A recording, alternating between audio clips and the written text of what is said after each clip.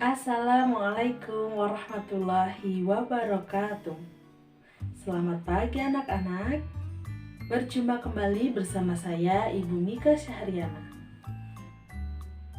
Marilah kita berdoa terlebih dahulu sebelum kita melakukan pembelajaran pada pagi hari ini menurut agama dan kepercayaan masing-masing.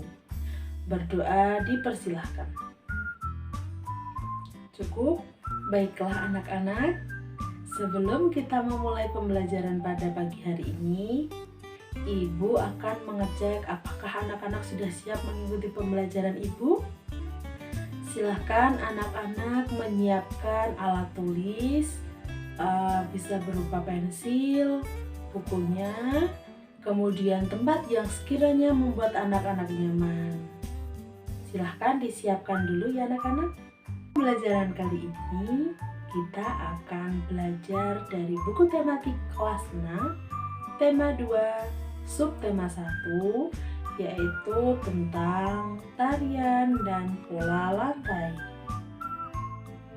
Perlu anak-anak ketahui, tarian adat adalah salah satu kekayaan budaya yang disampaikan secara turun-temurun dari nenek moyang kita. Tarian adat sering memiliki pesan dan makna yang luhur. Seorang penari harus bisa memperhatikan perpindahan, pergerakan, dan pergeseran posisi saat menari.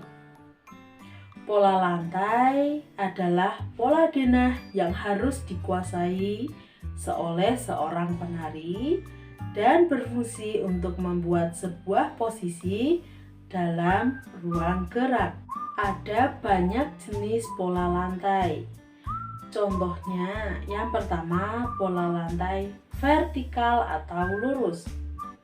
Tari klasik banyak menggunakan pola lantai vertikal, yaitu garis lurus dari depan ke belakang atau sebaliknya dari belakang ke depan. Pola lantai ini memberikan kesan sederhana namun tetap kuat. Contoh tarian yang menggunakan pola lantai ini yaitu tarian Yospan dari Papua, tarian Serimpi dari Jawa Tengah, dan tarian Baris Cengkeden dari Bali. Kedua, ada pola lantai diagonal. Pada pola lantai ini, penari biasanya berbaris membentuk garis menyudut ke kanan atau ke kiri. Tarian yang biasanya menggunakan pola lantai ini yaitu tarian Gending Sriwijaya dari Sumatera Selatan. Kemudian, yang ketiga ada pola lantai garis melengkung. Penari biasanya membentuk garis lingkaran. Tari rakyat dan tari tradisional banyak yang menggunakan pola lantai ini. Pola lantai ini memberikan kesan yang lemah dan lembut. Contoh tarian yang menggunakan pola lantai ini ialah tarian Randai dari Sumatera Barat. Selanjutnya, silahkan anak-anak buka buku tematiknya, tema 2 subtema 1 di halaman 11. Di situ ada teks yang berjudul logo-logo tarian adat Alor yang bermakna persatuan. Silahkan anak-anak membaca dulu teks tersebut dengan tenang agar tidak mengganggu teman lainnya.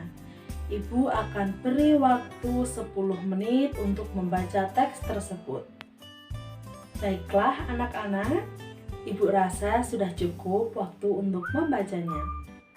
Silahkan ditutup bukunya, kemudian keluarkan buku tulisnya. Silahkan anak-anak untuk menulis pertanyaan sebanyak-banyaknya tentang tarian atau pola lantai. Ibu akan beri waktu 5 menit untuk menulis pertanyaan-pertanyaan. Sudah ketemu kan apa yang ingin ditanyakan? Silahkan dikumpulkan, kemudian nanti akan Ibu bagi kembali pertanyaan-pertanyaan tersebut untuk didiskusikan bersama kelompok-kelompok yang sudah Ibu buat. Oke, silahkan anak-anak menjawab pertanyaan yang sudah Ibu bagi kembali bersama teman satu kelompok. Ibu juga akan menambahkan satu perintah. Silahkan anak-anak mencari nama-nama tarian yang ada di sekitar anak-anak atau yang anak-anak ketahui. Kemudian silahkan dilihat pola lantai apa yang digunakan dalam menari. Bagaimana anak-anak? Mudah kan menjawab soal-soal yang tadi diberikan? Kemudian selanjutnya Ibu akan beri waktu sekitar 3 menit kepada masing-masing kelompok. Kemudian masing-masing kelompok silahkan presentasi ke depan dengan waktu 3 menit tersebut. Dimulai dari kelompoknya Mbak Vika, kemudian kelompoknya Mas Fatah, kelompoknya Mbak Irna, dan diakhiri oleh kelompoknya Mas Rafa. Silahkan kepada kelompoknya Mbak Vika dan seterusnya Ibu persilahkan. Wah, ternyata anak-anak sudah hebat-hebat. Anak-anak sudah mandiri dan percaya diri dalam mempresentasikan hasil kelompoknya. Kemudian Ibu akan menambahkan sedikit. Tarian Lego-Lego adalah salah satu dari sekian banyak tarian yang ada di Indonesia. Kita seharusnya bersyukur dan menghargai keanekaragaman tersebut. Ketika kita saling menghargai dalam keanekaragaman budaya, maka akan tercipta kehidupan yang harmonis dan saling menghargai. Baiklah anak-anak, sebelum Ibu mengakhiri pembelajaran pada kali ini, Ibu akan mengetes dengan satu pertanyaan, yaitu apakah anak-anak dari tadi memperhatikan atau tidak? Jadi Ibu akan bertanya kepada Mbak Nabila. Silahkan dijawab. Seingat Mbak Nabila, apa saja tadi jenis-jenis pola lantai? Ya, betul sekali. Jadi pola lantai tadi ada 3 ya, yaitu pola lantai vertikal, kemudian diagonal, dan garis melengkung. Tepuk tangan.